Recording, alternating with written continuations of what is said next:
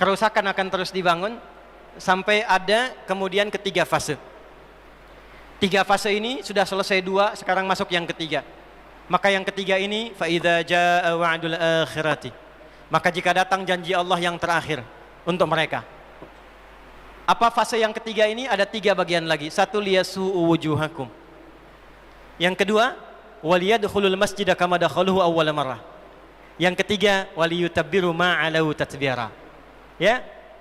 1 sekarang sedang diperlihatkan, liyasu'u wujuhakum.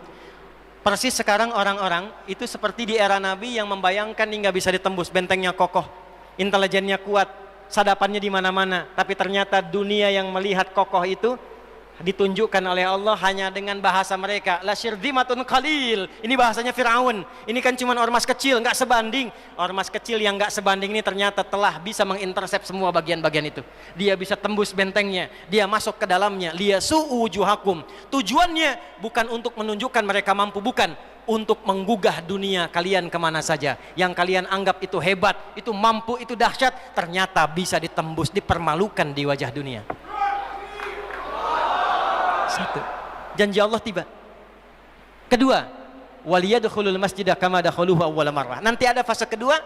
Setelah ini terjadi, selesai fase kedua, masuklah ke wilayah Masjidil Aqsa. Kembali lagi milik kita itu. Dihitunglah fasenya 40 tahunan. 1987 fase pertama sekarang berjalan, ditambah 40 berapa?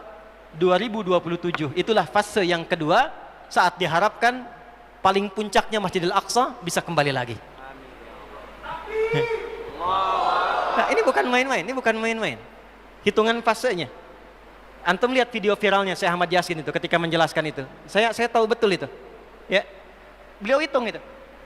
Ya, 2027 ke 2028. Dan puncak akhirnya waliyutabbiru ma 'alau tatbira. Hancur semua, terjadi perang dahsyat. Hitungan saya sih tambah 20 tahun.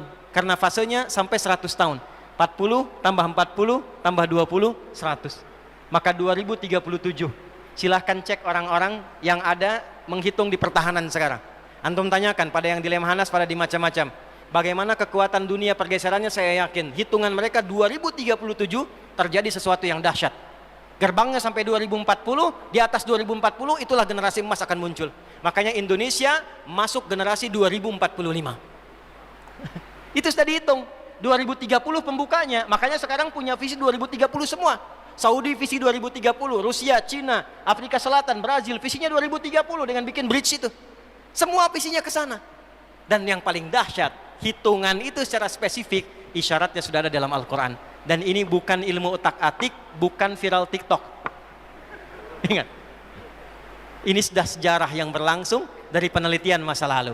Maka wajar kalau sekarang mereka takut dikepung. Kenapa? Karena ketika Hamas datang dengan pasukannya darat, laut, udara, itu mempraktekkan surat Al-Hasyr yang sudah mereka pelajari bertahun-tahun. Datang lewat darat, lewat laut, lewat udara. Takut mereka semua. Maka dikontaklah kemudian kolega-koleganya. Datanglah kapal induk 2 dari Amerika. 1 lagi datang, Inggris datang, kemudian Kanada datang, Jerman siapkan pasukan. Kenapa? Karena trauma dengan pengepungan. 1. Ya. Cuma 1 itu saja.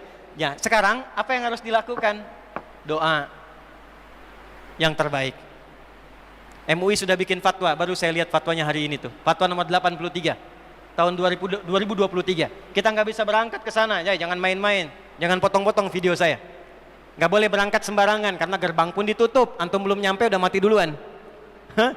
Nggak boleh keluar tanpa izin pemerintah karena ada qadhi yang paling atas. Tidak. Ya, yang kita lakukan ada 3 bagian. 1, doa. Yang kedua yang bisa kita mampu, kemarin alhamdulillah kita kirimkan bantuan kemanusiaan. Semua kompak. Ya, perlu Palestina sekarang yang menderita untuk menyatukan Indonesia. Presiden, menteri, ulama, macam-macam kumpul kirim bantuan. Apakah untuk kompak dan damai itu perlu penderitaan Palestina untuk menyatukan kita? 2 sudah. Yang ketiga, fatwa MUI sekarang. Produk-produk yang dijual di dunia ini yang hasilnya diperbantukan pada agresi Zionis, maka fatwa keluar MUI sekarang, haram hukumnya bagi umat Islam untuk mengonsumsinya. Allahu Akbar. Dan saya ikut fatwa itu. Bikin listnya, viralkan dari sekarang, list Makanan-makanan, barang-barang semua yang dijual dari sana jangan konsumsi lagi. Jangan beli lagi. Itu tekanan yang terbaik untuk melahirkan kedamaian saat ini. Kita tidak ingin ada rumah sakit, gereja, masjid dibom lagi, dihancurkan lagi. Caranya gampang, tekan semuanya sampai selesai. Ya, itu yang bisa kita lakukan. Karena itu, kalau ingin mengatakan kesimpulannya akar konflik di Palestina, maka kembali kepada hayalan para Zionis itu, hayalan mereka, yang mereka menduga bahwa dengan menghadirkan kekuatan militer, kekuatan ekonomi menguasai dunia, dengan mengeksploitasi area Masjidil Aqsa untuk bisa mendatangkan kekuatan dan kedamaian. Yang terjadi justru sebaliknya. Itu akar konfliknya yang mengarah kepada masa-masa yang lampau.